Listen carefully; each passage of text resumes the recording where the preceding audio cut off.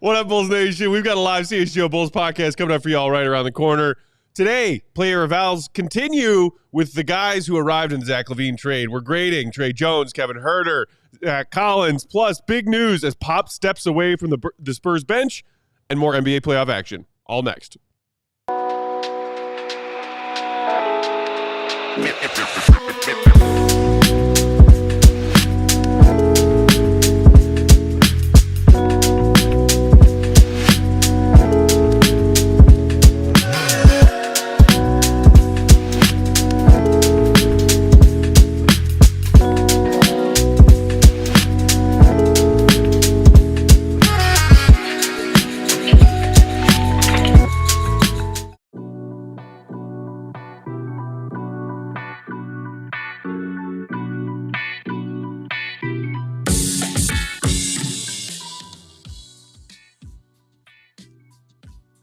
What's going on, Bulls Nation? Welcome into the CHGO Bulls podcast, coming to you live from our studios here in West Loop, downtown Chicago.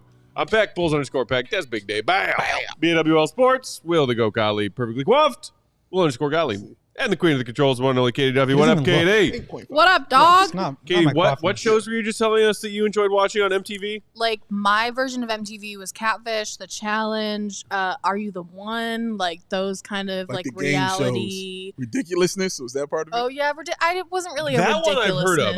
I've never even heard of any of the shows you just rattled. You know never what's the heard challenge? of Catfish? Yeah, Catfish was good. I've heard of the animal that swims in the sea. It was when somebody, catfishes someone online. They Yeah, no, I know the term catfishing, but I didn't know there was a show called that. It was like, you've seen Cheaters?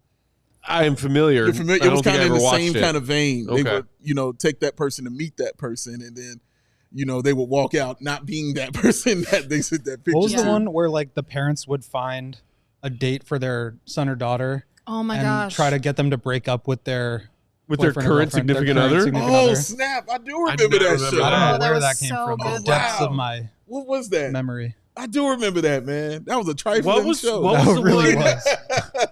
What was the one where like somebody before going on a date with someone would go and like look for character flaws and clues in their bedroom of their house? Oh, That sounds creepy. Room Raiders? Was it called Room Raiders? You're right. Yeah. Yeah, remember that? I do remember that. that. Like, this dude's a slob. Or Yeah. like, oh, this girl's got way too much NSYNC poster action going Right, on in her room or something. Oh. Wow, I do remember those shows. Oh, man, we watched some terrible stuff. Dude, terrible television. Now there's just a trillion streaming options everywhere all the time. Yeah, it didn't get better. There's just more options to watch more of it. Yeah. Thanks for watching this one. What I started watching last night is that new Tina Fey series on Netflix, 4 seasons. It's really good. Oh, I didn't know Tina Fey was behind it. Yeah, Aren't they one Tina of our Fey, sponsors? Will Forte, what? Want some hay? I just made. Oh, I think we have an answer. Is it Parental Control? Parental Control? Control? Yes, Is that what it's called, one. Go? Yeah. Parental Maybe. control. Yes, I think so. There you go. I think so. For the win. Yeah. All right, guys, before we get into our grades, big news earlier today, Shams Charania breaking that Gregg Popovich, who missed most of this season after he had a mild stroke and was recovering and focusing on his health, is stepping away from the Spurs bench permanently and moving into a front office position with the San Antonio Spurs. Obviously an iconic NBA head coach. Career record of 1,422 wins, 867 losses. The winningest coach in NBA history, and by quite a wide margin. 5 NBA championships with the Spurs. Our pal Will Perdue was a member of one of those teams. Yeah. 170 playoff wins, 18 straight 50-plus win seasons. I think that's the craziest stat to me. That's pretty 18 ridiculous. straight 50-win seasons. Yeah. And a inductee into the Naismith Basketball Hall of Fame 2 years ago. Class of 2023.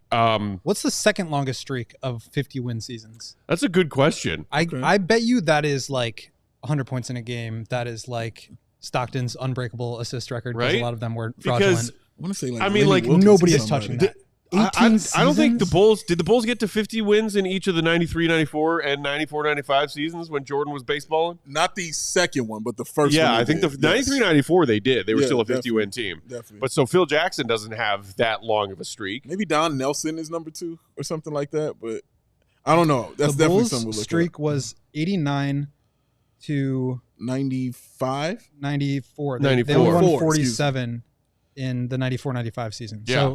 So even I mean, they couldn't. Phil Jackson came nowhere close to 18 straight seasons with 50 wins. No, Especially with the same team. Like you could, Phil could have theoretically gone from Bulls to Lakers. Right, yeah. Where he had a lot of success, but even the Lakers had a bunch of down years in the middle there. So correct. I mean, that is untouchable, I feel like. Absolutely bonkers. So, obviously, hell of a career, 29 seasons as the Spurs head coach.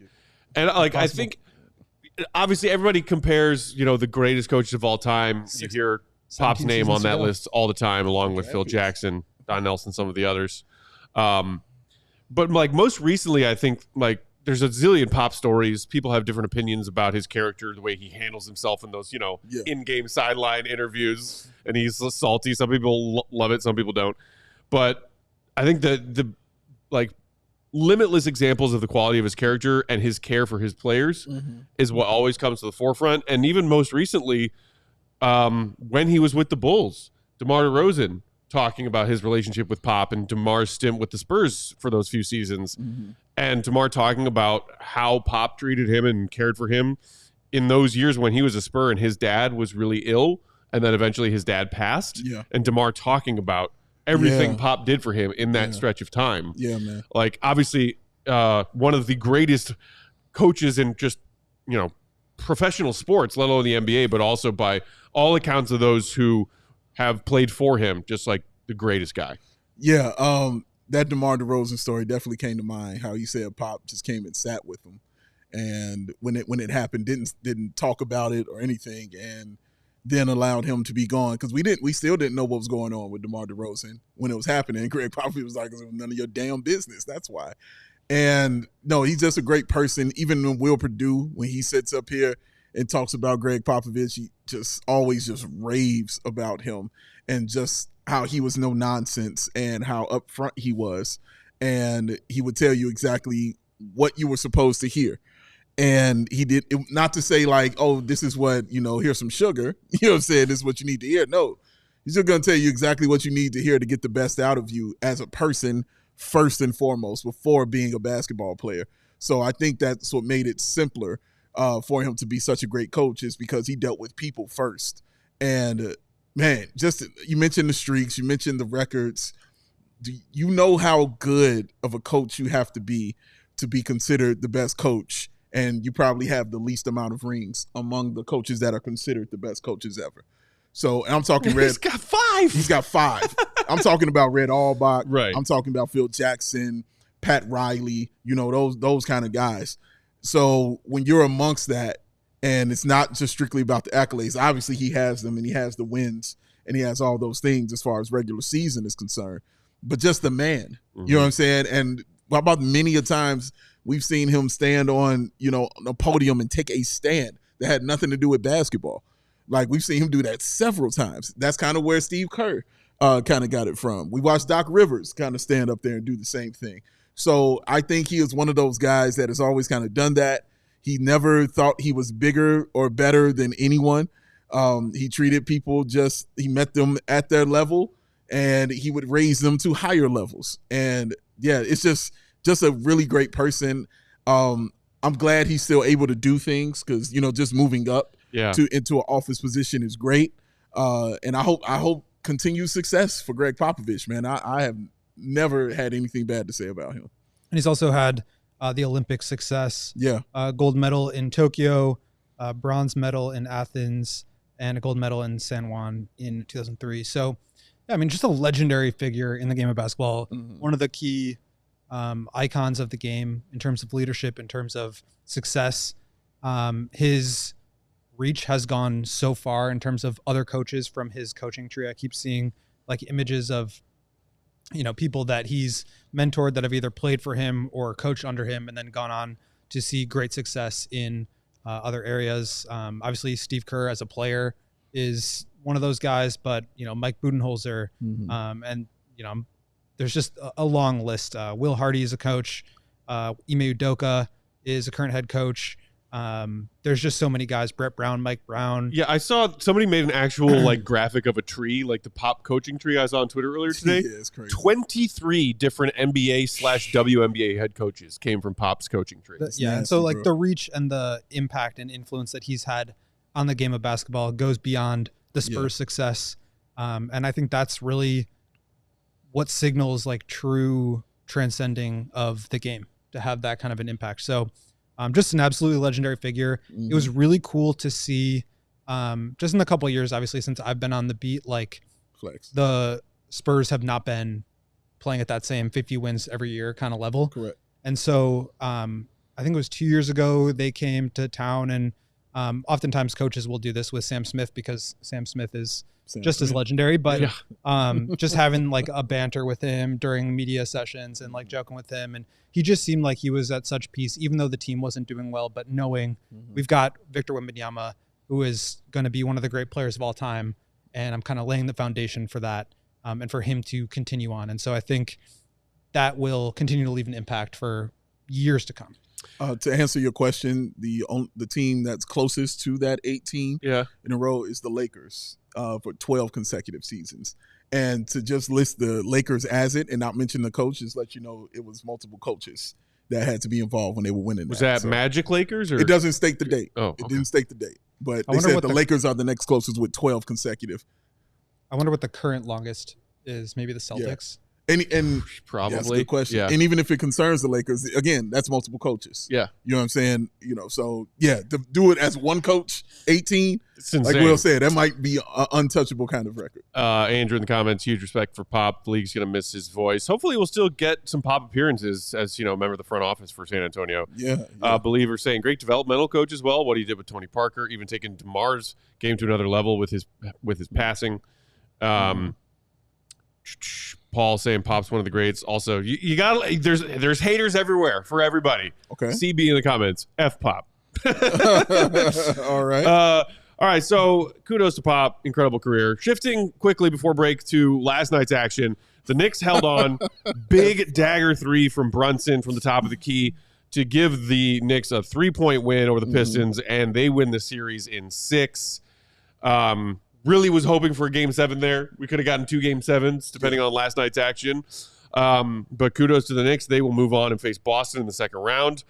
But still, like, incredible step for the Pistons that they took this season. Got to give them credit. And I'm looking forward to seeing. As a Bulls fan, I'm, like, not digging how good the Pistons' future looks right now. Nope. It's going to be a problem. This is how it's usually how it's built. You compile all your high draft picks. They start playing well together. Yeah, listen up, you guys. Compile high draft picks. They start playing well together. You get the right coach and the right front office person in there, and then they start having success. And this is success because this almost went 7 games, which would have been an Eastern Conference Finals appearance pretty much, in my opinion, for Detroit. And then they just come in next year more hungry and more ready to go. And to get back to it, listening to Malik Beasley after the game, just talk about, he said, I haven't had this much fun coming to the gym to play basketball ever in the NBA. So, yeah, he's coming back hungry. Thompson is coming back. Thompson twin is coming back hungry. Cade is coming back starving. Beef Stew coming back starving. He couldn't even get in, in this, man. Nah, bro, they are going to be a complete and utter problem for the Eastern Conference and especially the Chicago Bulls. And, yeah, I mean, you mentioned Isaiah Stewart missed a bunch of those games. Jaden Ivey wasn't healthy for the whole back half of the year. Like, I think their ceiling is so much higher. But I think they kind of needed to go through this. Like, this is part of their story. I think they're absolutely an up-and-coming team.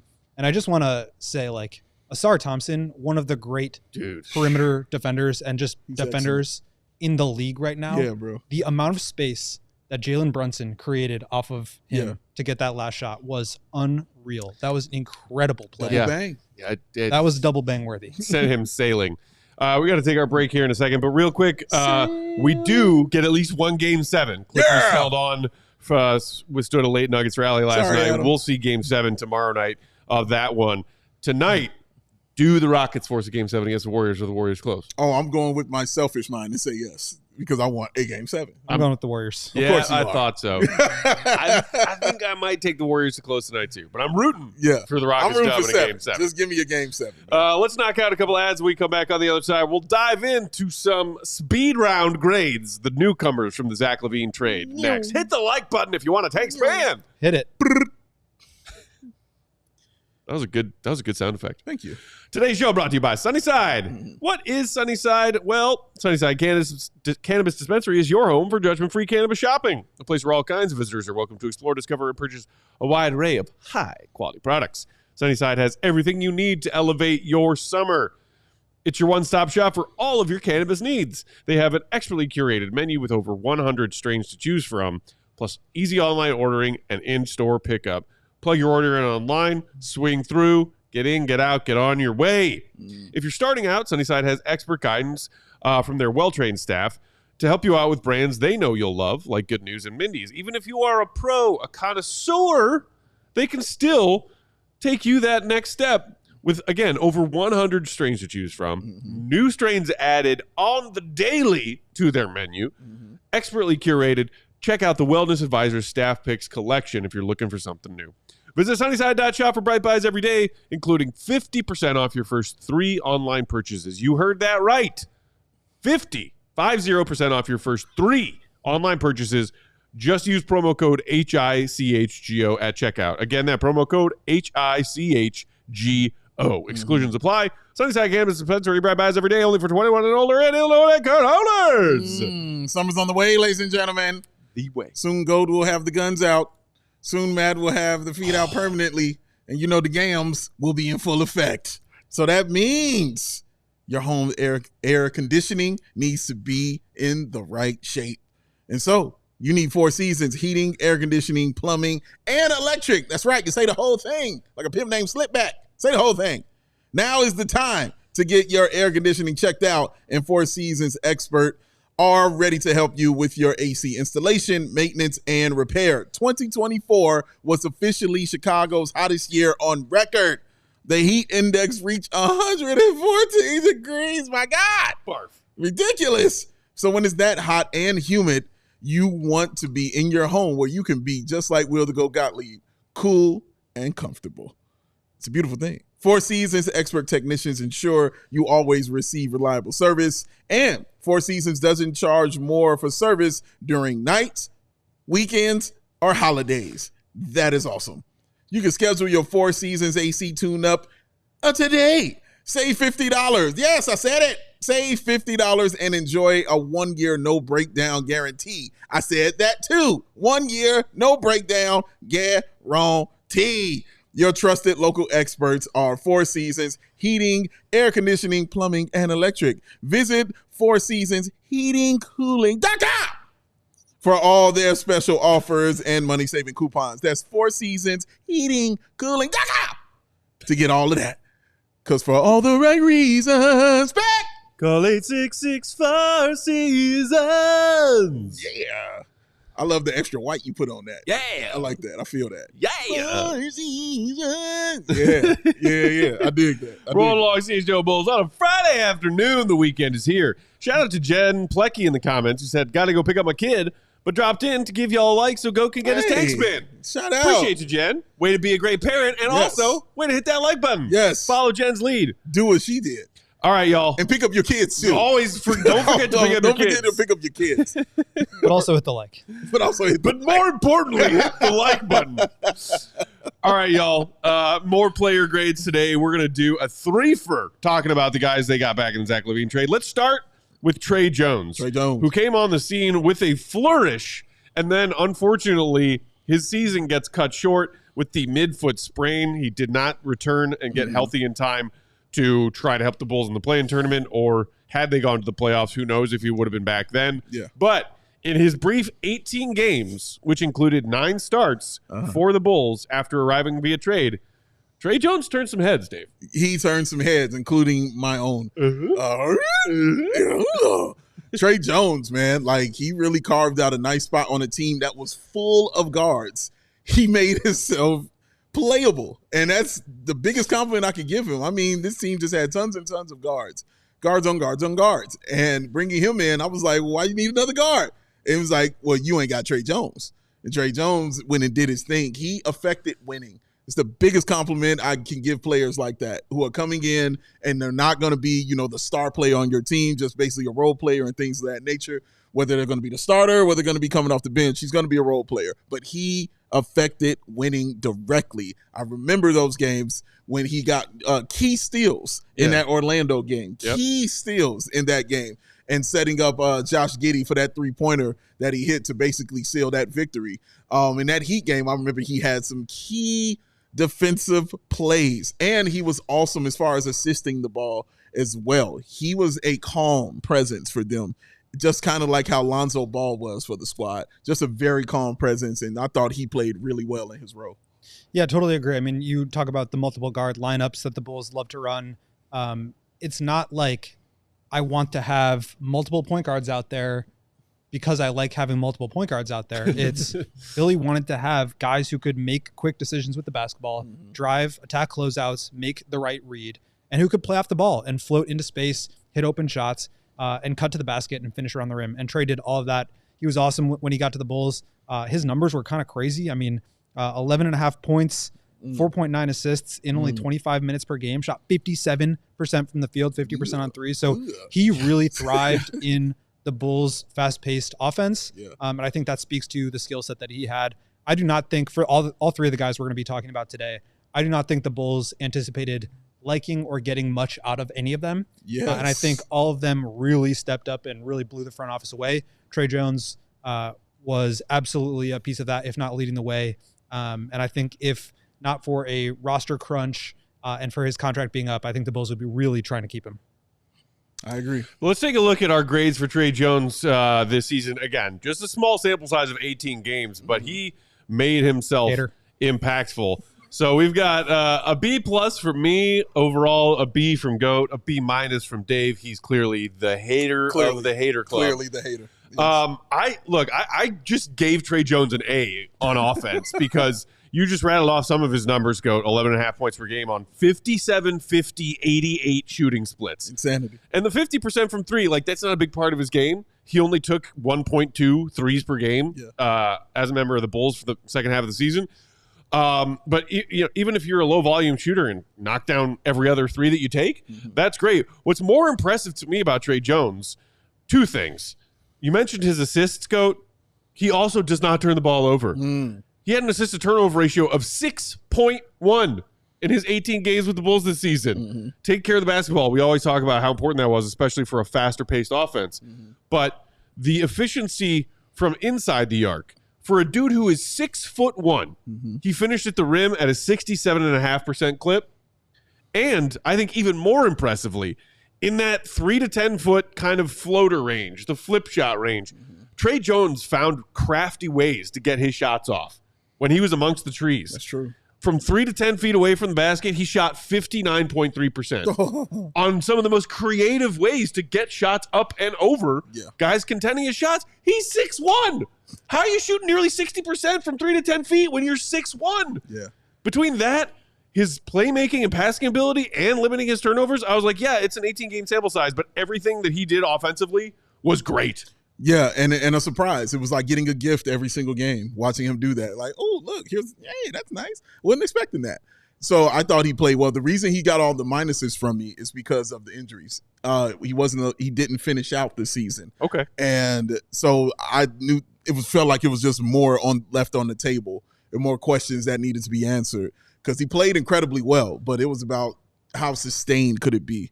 And when I love, to see when teams are planning for you and, what I'm saying, what it's going to be for you in those situations. So I wanted to see more of that, but, taking off of what we saw from him and what was expected from him, I think giving him anything less than a B or a B- would just be egregious, to be real with you. Like, he was that good for this team, and there was no up and down. There was no fluctuation in what he was doing, Matt. He just continued to be the scorer, to be the assist man, and to play the defense. The consistency when you have such a young team and a team that's trying to establish themselves and a team that's trying to clearly get to the postseason action, you need consistency, something you can definitely depend on.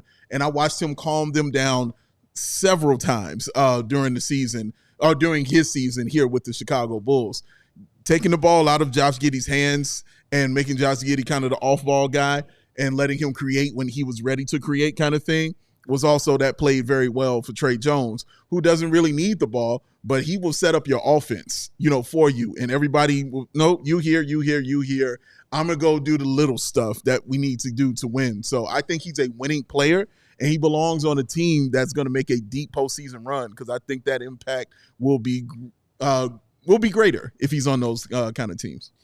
Yeah, I just thought he was like a really solid mistake-free player. Yeah. And you can't really have enough of those. No. Even when like you are looking for a little bit more upside, which I don't think he necessarily brings. Like, you do need guys to raise the floor and to bring consistency within their role. He averaged 9 assists per 100 possessions compared to only 1.4 turnovers. So he's just like creating offense without taking away anything. And as we've talked about, like, turnovers are really, really just detrimental to your offense, because not only are they taking a possession away from you, it's also oftentimes giving the other team an open layup in the form of a transition play. So those are really negative plays, and Tre Jones basically eliminates those whenever he's on the court. So he was awesome. The only reason I didn't go higher was just that the advanced metrics didn't love him. Only I think it was minus 0.3, plus 0.3 offensive EPM. And the team did not perform especially well with him on the court offensively. They were plus 0.4. So not a huge impact, but he was playing on bench units. So keeping those lineups afloat while other guys are off the court is really valuable. And I didn't want to lean too much into that, but I did want to note it as part of the reason why I didn't go even higher. But just an awesome showing for him for those 18 games. Yeah. Rob in the comments saying Tre's also a smart defender, although undersized. So just a quick note on his defense before we get to our Meathead grades. I agree with Rob. Like, for a dude Tre's size, I think he fights well on the defensive end with challenging matchups. Almost always dealing with, having to guard larger guards around the perimeter. Yeah. I think he fights over screens pretty well for a dude his size. And, I don't think I noticed him making significantly more defensive errors than anybody else in a Bulls jersey this season. I think he's, for what he is, I think he is a capable defender. Like, that's the best way to say it. Like, very capable, not glaring. And the effort is there. Size. Oh, and the effort is clearly there. This dude would be on the floor diving for those loose balls, those 50-50 balls and things like that. So, I mean, I have nothing terrible to say about, him defensively. I know his defensive rating wasn't great, but whose was, on this team. But, yeah, from what I just saw out there, it was about that effort. Like, every single time he was in the opponent's point guard's jersey, trying to make life a little bit harder, a little bit tougher, and just using his IQ. And I thought his timing also was really, really good about when to get those steals and when to try to get that ball out of that point guard's hand and when to trap. Like, those are all great things. Like, I saw him trap when I saw a point guard. I can't remember the game, but as soon as he crossed the half-court line, boom, right there. Try to trap, get that ball up, get my hands up, and make it a little harder for you to try to pass that basketball, because now you're fighting against basically 3 things: my hands, the half-court line, and the out-of-bounds line. So that is a great, great job that I would watch him do using his IQ, because he's, like you said, Matt, he's 6'1", so he doesn't have a lot of size. But using his IQ out there on those guards, man, that's what keeps you in the game. Yeah, again, metrics didn't really favor him. Defensive EPM, just 0.0, which is not bad at all, but the worst on-off split on the defensive side of the entire team. The Bulls were 8.3 points per 100 better with him off the court. Again, not leaning too much into that just because of the limited sample and some of the lineups that he was playing with. But just the IQ and the smarts allowed the Bulls to get really into zone defense, which is not something that they did too much in the first half of the year. And I think he fights. I think he works and tries to compete despite the limitations. So it's tough when you have, multiple guards out there, none of whom are great defenders, and you kind of have to just stick guys on the best possible matchup. That's not going to really cater to his strengths or weaknesses. But I thought he made the best of it and just gave solid effort on both sides. Yeah, I agree. A lot of people in the comments talking about Tre Jones' future, the contract situation. He will be an unrestricted free agent this summer. This was year 2 of a 2-year deal he signed with the Spurs. And as you were just pointing out, probably unlikely given everything the Bulls have with their books. But not impossible. Not impossible. But I think, as many people in the comments are pointing out, he will absolutely have other suitors outside of Chicago this summer. So quickly before our break, our meathead grades for Tre Jones this season. Mm-hmm. Oh my God, Goats is like my God, a war and peace. Dude, I had to rework the template to make you guys fit here. This is some of my best work. I'm just gonna say. Really? Okay. You might actually get right by God. Real.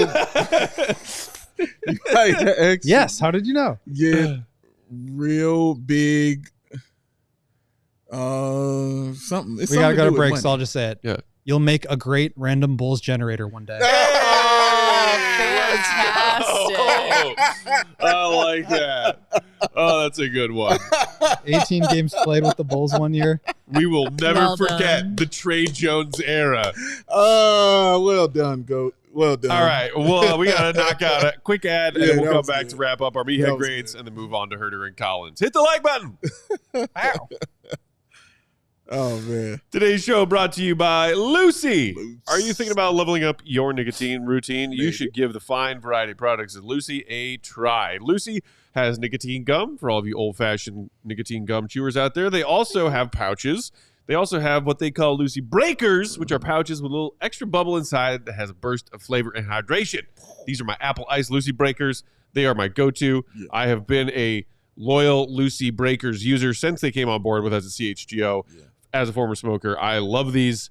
They are great whenever I have a little bit of a nicotine craving. And they have whatever you need as far as your nicotine usage, your habits, because they have a wide range of amount of nicotine per gum, per pouch. And they come in a zillion different flavors. So try them all. Pick your favorite flavor. Pick your amount of nicotine per pouch. And they have it delivered straight to your door. That's the best part. Sign up for a monthly subscription. And there's no more gas stations or bodegas or, oh, crud, I'm out of my nicotine of choice. I got to go run to the store. No. Once a month, it'll show up right at your door. And you can also adjust your subscription from month to month. I need a little bit more. I need a little bit less. I want to change up the flavor. You can do that. And they also have a 30-day refund policy if you change your mind. So there's no risk. What are you waiting for? Give them a try. Go to lucy.co and use promo code CHGO 2025 to get 20% off your first order. Again, that's lucy.co, promo code CHGO 2025 to get 20% off. Level up your routine with Lucy. And here comes the fine print. Lucy products are only for adults of legal age. Every order is age verified. Warning, this product contains nicotine. Nicotine is an addictive chemical. Oh, your boy with that, and now goes Empire Today. You heard. Empire Today. Empire Today, Katie. That's right. I was continuing the speed in which he went, like handing the baton. There. Yeah. This guy right here.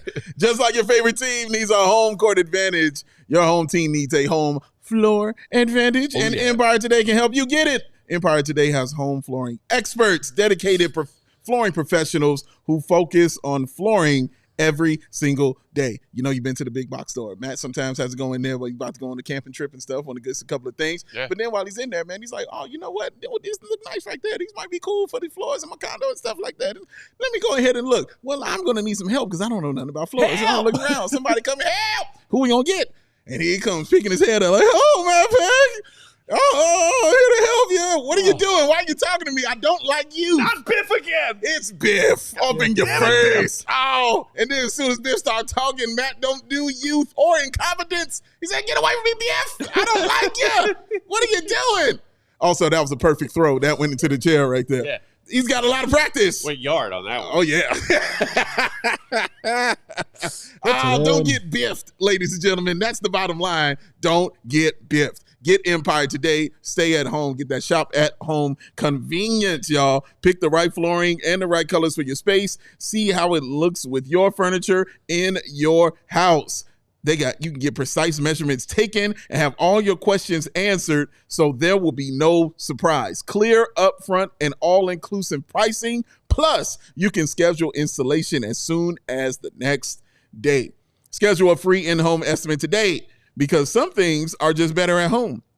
CHGO listeners, that's you. You can receive a $350 discount when using that promo code CHGO. Yes, you heard me right. A $350 discount with that code CHGO. Restrictions apply. Visit EmpireToday.com/CHGO for full details. A 580 to 300. Empire Today. Boom! Ready for it. Oh I got it. Oh, Just bod. Is this the audible bat signal, but for the goat? That's right. He knows, man. I know when I'm needed. oh, that's my cue. Shoot or shoot, baby. That's right. He's ready. All right. Well, so in addition to making a hell of a Random Bulls generator participant someday, what else were our media grades for Tre Jones? Wrapping up before we move on. Big Dave, yes. GGYJCC. Go get your something check. Something. Yeah, go get your juicy checks cashed. Go get your Javon Carter contract. Hey, all right. Go get your money, brother. Yeah. Go get it. You deserved it. You earned it. Go get that money, that paper, that $6 million player option, sir. Get that kind of paper. You deserved it. You earned it. And I know the league is going to be looking around at you for that. Go get it. I'm very proud of you, man. See you on Random Bulls Generator. I like that. Mine was similar. Go home, get money. No. Go hard. Nope. I kind of did it just to trigger a particular portion of Bulls fans. Oh, okay. Something about Giddy. That's not a no. Katie, do you have a guess? Get hard. Get high Giddy money. I'm gonna say the last one is Get Giddy his Giddy money. I'm gonna say that's Giddy money. Give him Giddy. Give him Oh Giddy my money. God, Okay, Matt. all right. I knew that was Giddy money. Okay. Trigger. Give him that is Giddy a money. meathead grade if I've ever heard of it. That's a pet grade, baby. I mean, Tre Jones is not going to get $25 to $30 million annually on a multi-year deal this summer. Mm-hmm. Do I really think that? Mm-hmm. No. Do I really think that they should? Mm-hmm. Not necessarily. I don't not think it either. I like Tre Jones. I like Tre Jones. I like Tre Jones. He's good. He's good. He deserves a check. I think that's what we all agree on. He deserves a nice check. It's And true. Hope he gets it. Give him a Giddy size check and give Giddy a Tre Jones size check. Oh, man. Friday Peck. Yeah. I got no patience left. All right, let us move now on to Kevin Huerter. The Red Rocket, the red Velvet. Yeah, no, I'm not calling him that. Velvet. He played 26 games for the Bulls, including 16 starts after arriving via the Zach LaVine trade. Quick rundown of his offensive numbers in those 26 games. He put up 13.2 points per game. Shooting splits were not great, not terrible. 40, just shy of 44% from the field, 37.5% from three, 71.5% for the free throw line. I know he doesn't go to the free throw line a lot, but I'm sorry. You're Kevin Huerter. You're a shooter. Yeah. How are you only a 71% free throw shooter? Uh-huh. Shame. Work on that. But credit to him. When he was with Sacramento for the first 43 games of this season, we talked about it when he arrived. We talked about it with our guy Matt George from Lockdown Kings. Like, what was it that caused this Kevin Huerter tailspin in his back half of his Sacramento years? Whatever it was, his role changing, the team changing, the offense changing. He was shooting just 30.2% behind the arc the first half of the season wearing a Kings jersey. And with the Bulls in those 26 games, he shot 37.5%. Back on track as a sharp shooter.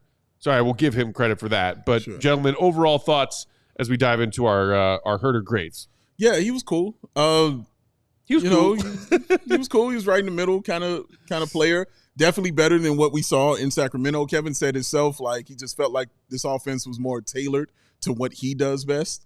The greenest light in America. I said that a million times about him. Billy Donovan enjoyed giving him that rock. Definitely, he would dribble. He would try to create his own shot. He was getting to that kind of level, not with great success, but he was getting, that kind of green light. But when he was hot, like, he was completely and truly on fire.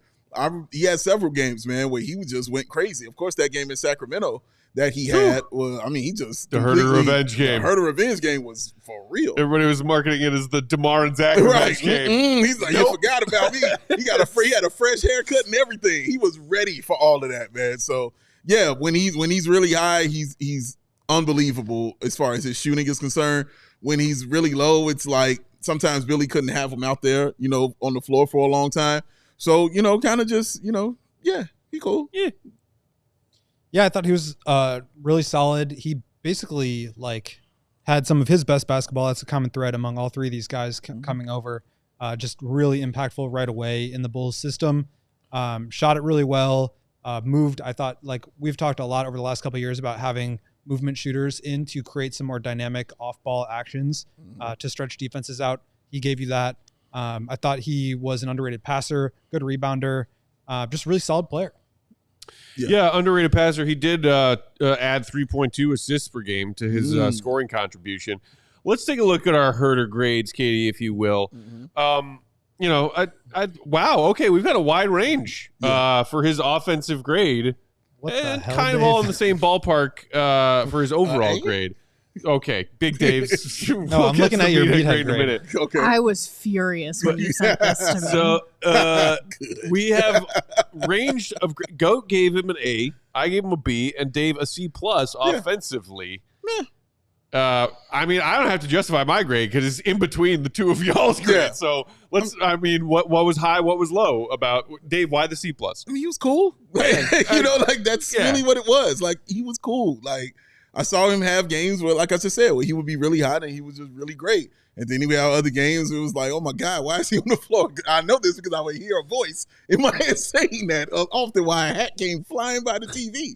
But man, dude, it was cool. It was solid. It wasn't nothing that I was just we could write home about. Marby Dog probably says it best. Huerter is good to great 3-point shooter, and that's it. A lot of guys can fill that role.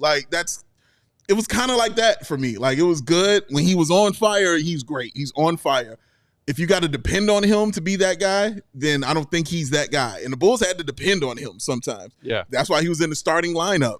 I don't believe he's a starter. If it was Atlanta, Kevin Huerter, that might be a different, but he wasn't really a starter there either. He was coming off the bench a lot. But when he's on point, man, that you can't really argue that when he's on point because the ball is going into the net at a ridiculous clip. But it didn't happen all the time. And like you said, Matt, 71% shooting from the free throw line from a guy who can shoot 3-pointers like he can is what? What are we doing? So, yeah, it's cool. That's why I was a C+. It was cool.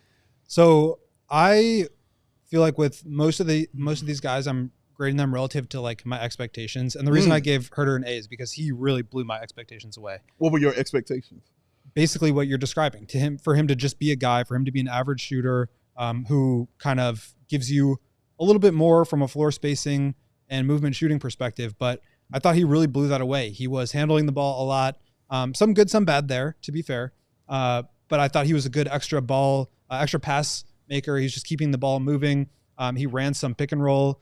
And the Bulls offense with him on the court was a team best plus 10.7 points per 100, better than when he was off the court. So I thought he just added a element that the Bulls have not had in a really long time, something that they really needed and that made the team around him better.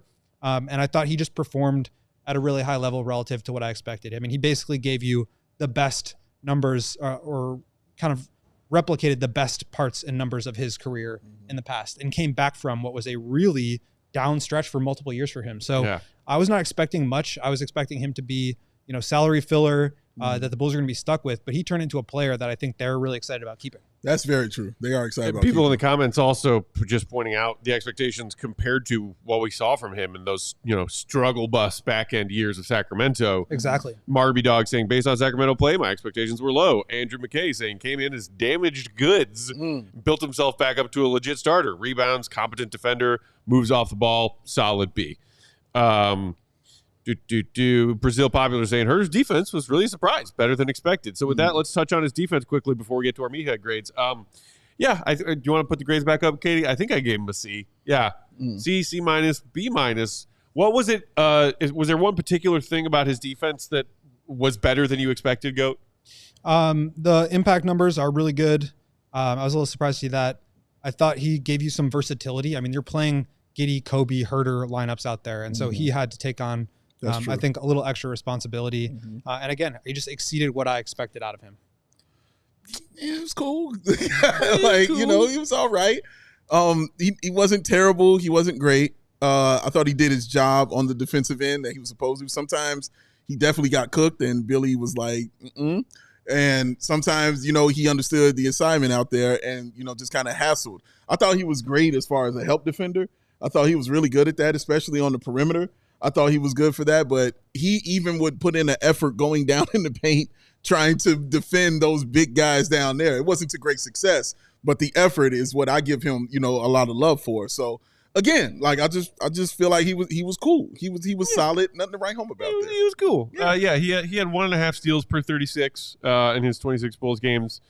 Decent enough. Nobody's ever gonna write poems about Kevin Huerter's defense, but nobody's ever gonna, lambast him on Twitter for his defense. I think it's true. All right, so our meathead grades for Kevin Huerter, the red cupcake or whatever. Velvet Goat B. No, Goat saying CR. Something red? Right. Cry red? Cry red? Interesting guess. Credit red? No.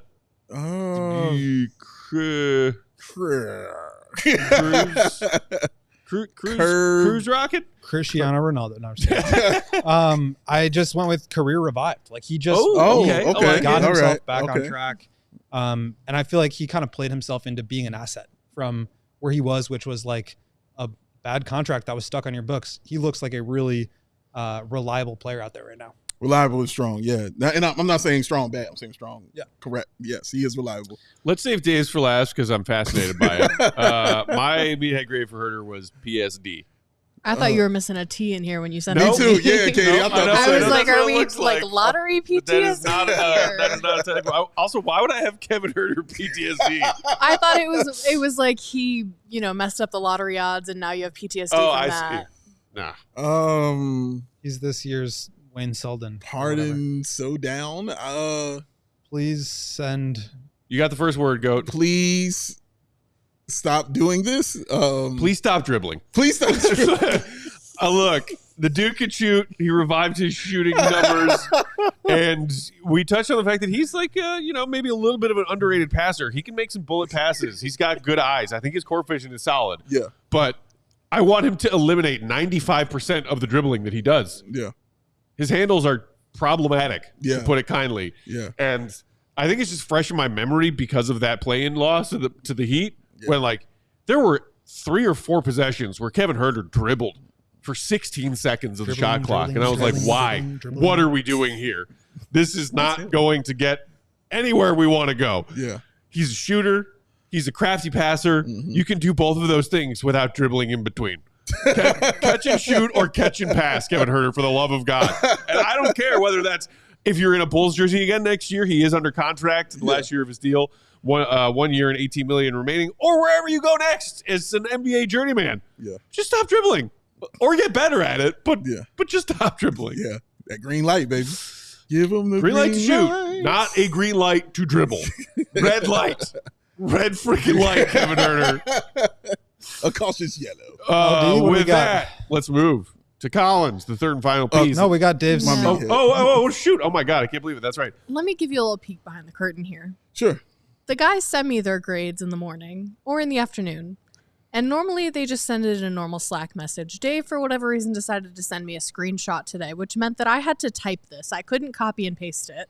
Oh, you should have told me. I would have definitely typed it out. And I was furious sitting here typing this, trying to make sure I didn't miss a letter. Yeah, because why didn't you just say, dude, send it to me typed out? Because I was in the middle of the Blackhawks show. For those of you listening on the pod, Dave's meathead grade, UHEH. I feel like I'm at the optometrist. Yes. The reason, and just to say it, the reason I screenshotted is because they were all 3. And I felt like that would be easier for you to just see all 3 written, seeing it like that. But from now on, I'll just do all type it out. My first guess was what Amari guessed a little bit ago. Scroll up to Amari's previous comment, Katie. I think I read this as Biff from the Empire ads. And Kevin Huerter is the Bulls player equivalent of Biff. You know, like he'll help you out, but master of none. I tell you what, he's close. That was my guess. It's close. Go. What was your guess? Unlikely he even has. I can't even read it. It's too many letters. Don't do it. It's all right. I'm hurting myself over here. Just give me the answer. I am like thinking about when we watch games together and Dave is like watching a player try to dribble and he's like, that's what I'm getting from this. I do that. So yeah, both you and Amari are kind of right there. It's Okay, yeah. That's what it is. In the ballpark. So because when I was sitting there typing this out and thinking in my head, I was like, well, how do I feel about him? And I kept saying, it's Kevin Huerter. Yeah. And I was like, that was the only words I could come up with was Kevin Huerter. And everything else was, he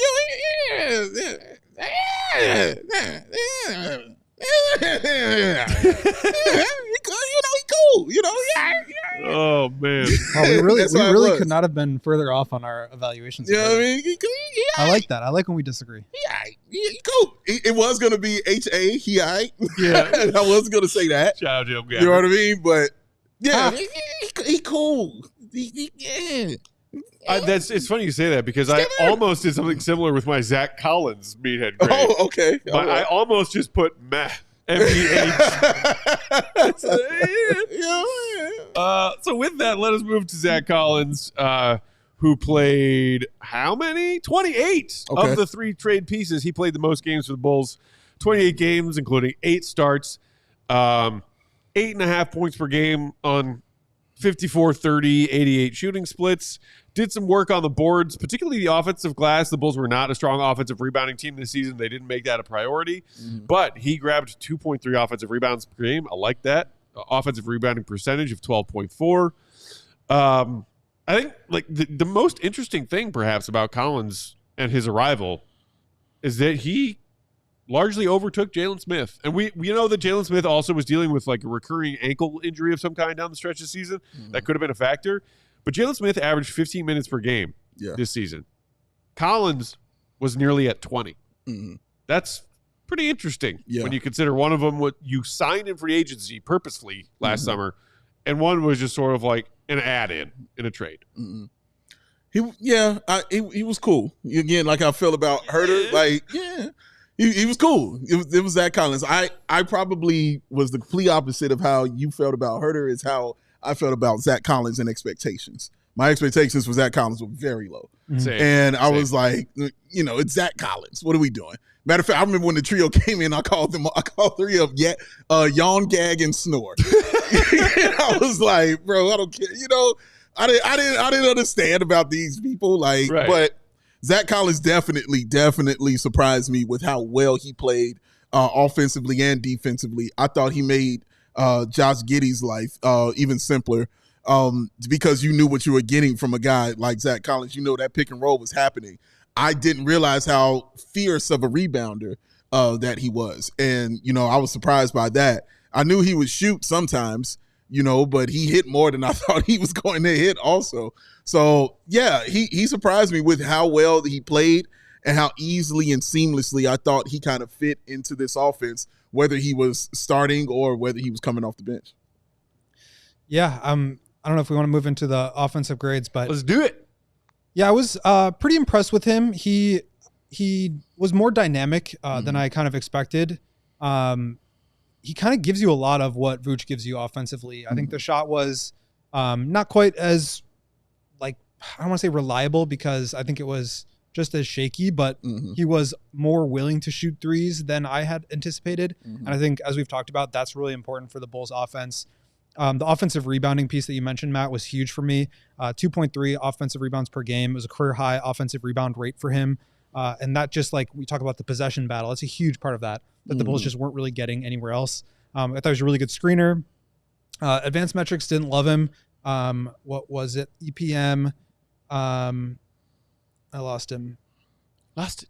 Zach Collins, minus 1.1. So not great. offensively only 50th percentile. But yeah, I just thought he was really solid. And when he stepped in as a starter for Vooch, he put up some really big numbers. In those games, 12 starts this year, 14.3, 8.2, 2.5 assists, shooting 68% true shooting. So really solid stuff from him. And I just thought he was like a solid player all around. Yeah, definitely solid. You talk about his 3-point shooting go, and again, just like Huerter, he's got 1 year left on his deal, and exactly like Huerter. I mean, the decimals are a little bit different, but also around 18 million of a 2-year, 35 million vet extension he signed with the Spurs. I honestly have no idea. Like trying to get into AK's brain after these sample sizes of these three players, like. Who would we prioritize if we want to keep, somebody? Who would we put on the trade block if we're trying to make some deals this offseason with, Huerter and Collins entering expiring years, perhaps? Or do you want them around because you see what they can offer you? And with Collins, it's like if he can get his 3-point shot to a more reliable place to be like in the post-Vooch era, if and when that ever happens.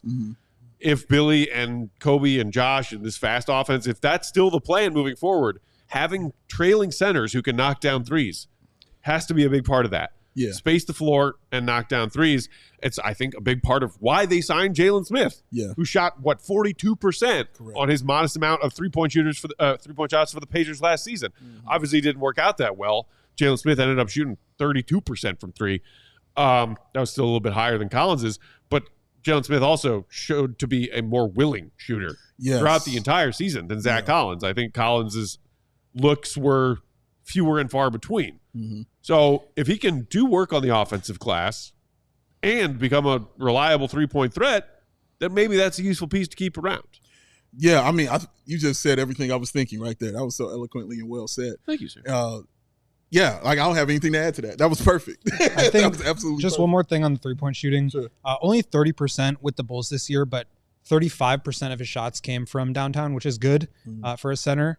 But career 33% 3-point shooter and has been really up and down. Last year with the Spurs, 32%. The year before that, 37%. Year before that, 34%. So I do expect that if he's around next year that he might improve those numbers a little bit, just getting a lot of open shots in transition in the flow of the Bulls offense. And that combination of shooting, offensive rebounding, and ball movement and screening, like that's kind of exactly what the Bulls are looking for. Yeah, and his role on whether it was Portland back in the day, San Antonio, and now the Bulls, as far as minutes, starter versus bench, has fluctuated a lot. So when you look at his per 36 minutes, to talk about how much of a volume shooter he is, with the Bulls this year, he shot 3.9 threes per 36. His career mark there is 3.7. So he was like almost right exactly where he's been, regardless of which team, regardless of his role. Per 36 minutes, just shy of 4 threes per game. He has only had one season, which was his last full season in San Antonio. So last season, in 69 games, where he was above 4.3 3-point attempts per 36. So with that, let's take a look at the grades again. So yeah, in the B, C+, B- area. Dave with the C++ overall grade. Yeah. I just couldn't give him a B. I was like, I can't. Nah. And the one thing also, as far as defensively, like I thought his consistency was lacking. Like he would get in foul trouble very early, and then just be completely out the game. And he has to get better at that, man. Is keeping himself on the floor because he is an aggressive defender. And like I thought you hit it on the head perfectly as far as the shooting. Like Jalen Smith is a much more willing shooter than he is. So we would see Collins take a couple and then kind of, tread off. But yeah, I love the way he would do on the offensive glass. I thought that was very consistent. But he's got to be out there on the floor, man. Like teams would get him in foul trouble. And you look up, he had 4 fouls like immediately.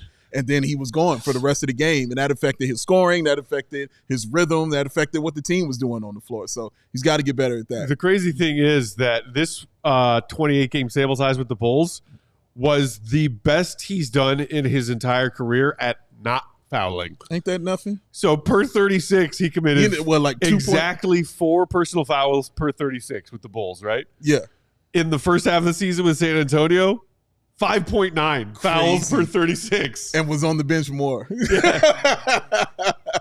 was on the bench more. what was it, 2.2 fouls, I believe he was averaging per game with the game. Bulls, and I think it was 1.9 he was averaging previously. Yep, correct. Before that. So that in that instance, it was more. But I remember he would just be off the floor because of those fouls and how quick they would happen. They would happen very fast, and then he would be gone. Yeah. Couple more things I wanted to add about him. I don't know if we're talking about defense and offense yet. Yeah. But defensively, he had the number one on-off net swing on the team. Bulls were 10 points per 100 better with him on the court. Better than Lonzo? Yeah. Wow. Almost by double. I mean, Lonzo was 6.7. Collins was 10. So March, baby. The team played much better with him out there defensively. I thought you could really feel him in that sense, like every time he was out there.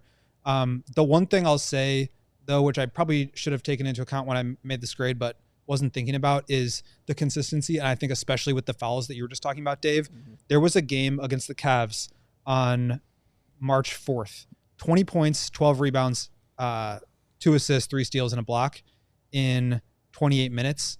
That was when Vooch was out. Next game, 3 points, fouled out in 12 minutes. So the inconsistency there, I think, is something that he's going to need to work on. And it's probably why he's not ready to step into like a full-time starter role. But certainly there are some tools there, and you feel really good about him if he's your backup. That's going to do it for those of you watching on our streaming services of various kinds. If you want the bonus coverage, just head to allchgo.com. We still have meathead grades to give out. That is surprising. I did not know that Collins' defensive numbers were that impressive. But yeah, the fouling.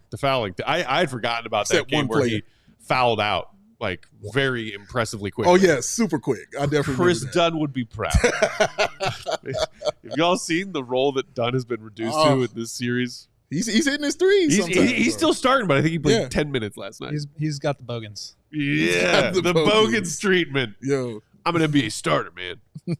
Played 4 minutes tonight. All right, so let's throw the Collins report card back up there. B, C++, B.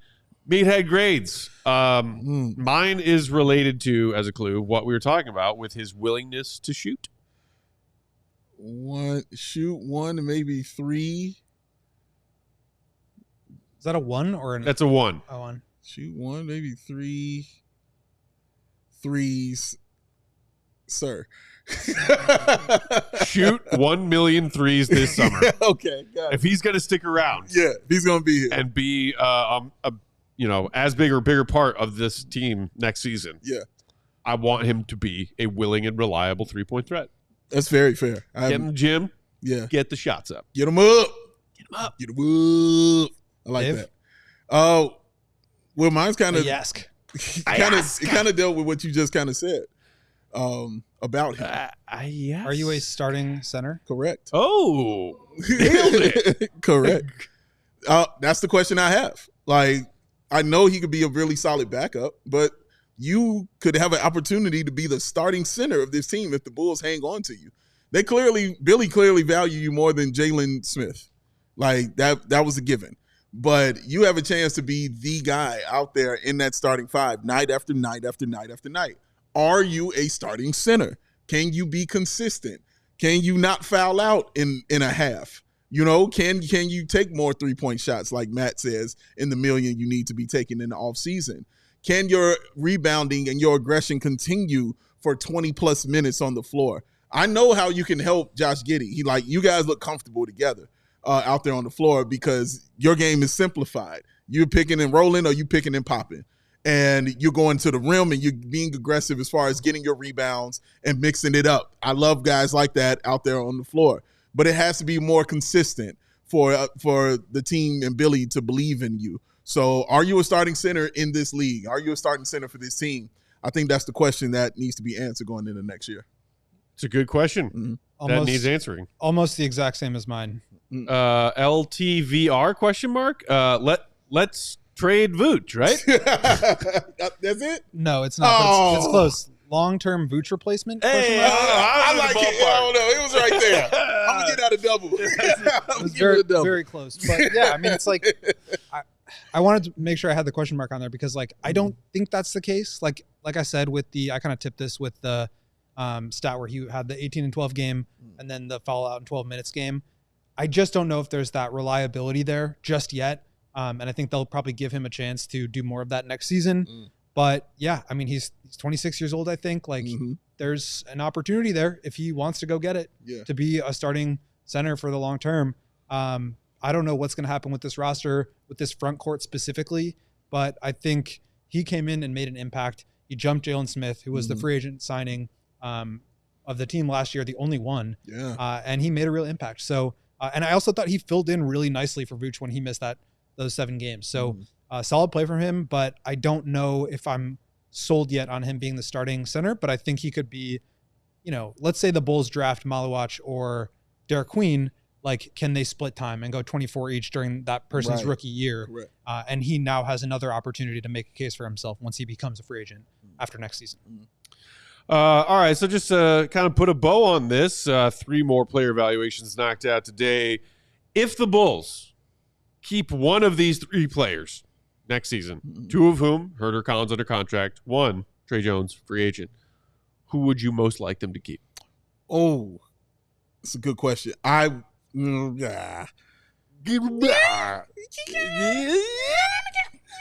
Huerter, because the wing position is such a valuable position in the NBA, and I think if the Bulls stay pat at 12, at 12, getting one of the centers that Will just mentioned, I think that's who will be battling, for a starting position. Having 3 centers at that, I don't think is necessary for the Bulls. Having Jalen Smith or one of those rookies out there, I will be completely fine with either one of those things happening. But wings are in such short supply and in very high demand in the NBA. And Kevin Huerter has shown himself to be a valuable one in some limps. So, yeah, he's cool. But, when a guy gets on a heater like that, you're going to need that on your squad. When you need somebody to bring the ball up, because Kevin Huerter was doing that too. Not create his own shot, but actually bring the ball up. You can have that in a guy like Kevin Huerter, a willing defender and those kind of things. So, yeah, I'll go with the wing. I think the Bulls should trade all 3 of those guys. Well, I think they should try to get something for anybody on the roster that they can. Yeah, that's not the question, but yes. We know that that's not what's going to happen in terms of like tearing it down and rebuilding.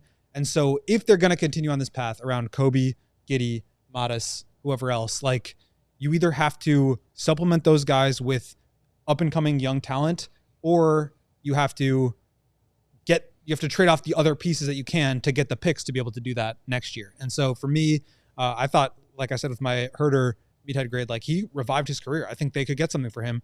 They should do that.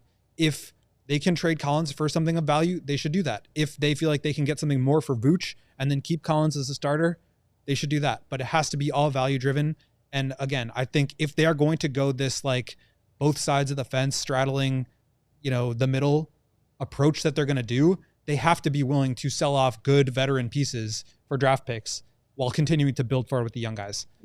This is a roster that is way too far away from competing for anything to be like hanging on to your 7th or 8th guy or your 3rd string center. Like they need to be exchanging those guys for draft picks. They played great. They revived their careers. They proved that they could be valuable players. Leverage that and turn it into a draft pick. But Goat, if you don't hang on to your 7th or 8th guys, how do you then get 9 or 10 good players? You draft them with the draft picks that you get for trading them. Oh, what's a draft pick? What's a draft pick? Oh, God. The things we don't value. With that, let us all get out and start enjoying our weekends. Just a quick note, we did earlier today drop y'all a mini pod. We usually hold those Saturdays, but because Giannis has been trending since the Bucks exit, we dropped it early for you. A little 15-minute episode talking about the Giannis departure from Milwaukee and if the departure has a destination of Chicago somehow. It's a fun little chat. Oh, we were so close to 50 likes. Dave gave a great pitch. But yes, we were short of the number we needed for a tank spin. If every person that had voted on the poll had hit the like button, we would have had a tank spin. Oh, that's so sad. Isn't that a kick in the what's pants? What's become apparent is that people don't care what I want. It's true.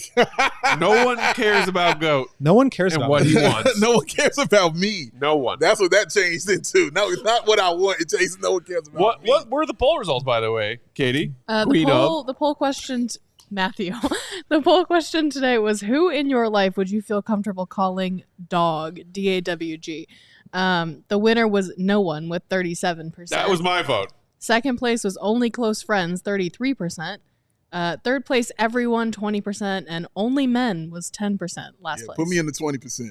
Like, I've literally called everyone dog. Like, You do call every people single dog. person. All the time. Yeah. Like, I don't. I just said it now. Yeah. You do. It's definitely in your it's in my wheelhouse. DNA, man. Like, seriously. I don't. I'm not a dog. You're guy. not a dog. I get it. Yeah. I get it. I understand. Somebody in the comments earlier said I call people dude, and like I'm more of a dude. You're guy. more of a dude Oh, than yeah. a dog. I'll Dude. call everybody dude, Yeah. but I don't call women Dude. dog. I think that's, Yeah. I don't know. Yeah, that's Dude. very strange. That's my dog. That's my dog. The comments section today has no dog in them. Otherwise, we would have a tankathon spin. Going at him.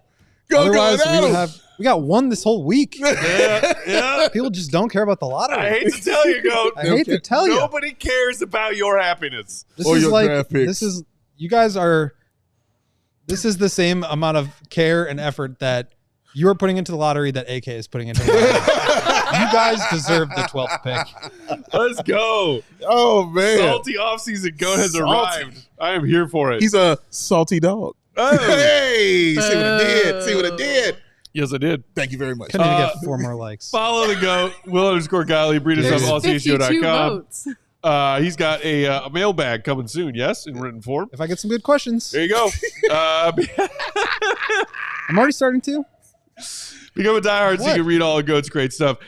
Big Dave's about BWL Sports. I'm Bulls _Peck. We are CHGO _Bulls. That's the queen of the controls, Katie Duffy. My dog. Check out the Giannis mini pod available, CHGO Sports YouTube channel, right there in that Bulls sub channel. We will talk to y'all on Monday. Have a wonderful weekend, Bulls Nation. See Red. Be good. Goat does love you. Goodbye. I do. Peace. We all silly like the mayor.